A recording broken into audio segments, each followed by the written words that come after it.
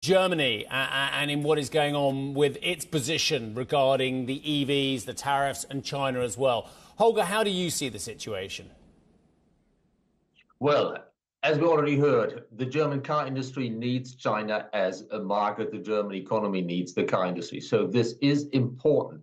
But what the visit of Habeck to China has apparently shown is that with China, you need to negotiate tough, because after all, China needs the European Union, including very much Germany, as a market even more than we need China.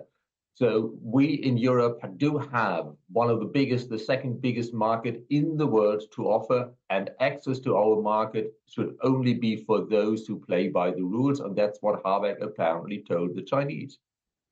Holger, is it the same old problem with Europe? And we are low growth for a reason. In fact, we're low growth for many, many reasons. When I look at the higher growth areas and those that are producing products quicker to market, whether it be EVs, whether it be Karen's domain, AI, whether it be technology, whatever it may well be, that we are overpriced in terms of our labour costs, over-regulated.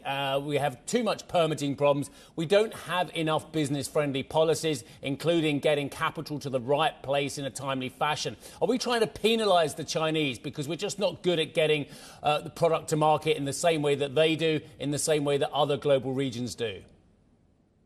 First of all, we definitely have many of the problems you mentioned over here, including getting capital fast into growth areas.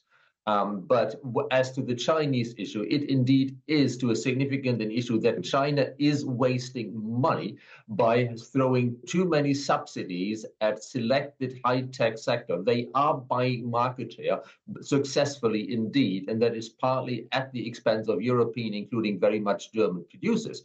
But as we also see, the Chinese economy is rather sluggish. So China's attempt to buy market share works in terms of being competitive in some areas, but it does not work in terms of bringing the Chinese economy ahead. So if we list all the problems of Europe, we could also say the Chinese are actually suffering more from their approach to industrial policy by wasting money. They should, instead of having offered all these subsidies to producers, they should simply have let business getting on with finding the best market niches, not at the expense of huge subsidies and hence at the expense ultimately of what even in China does exist, the taxpayer.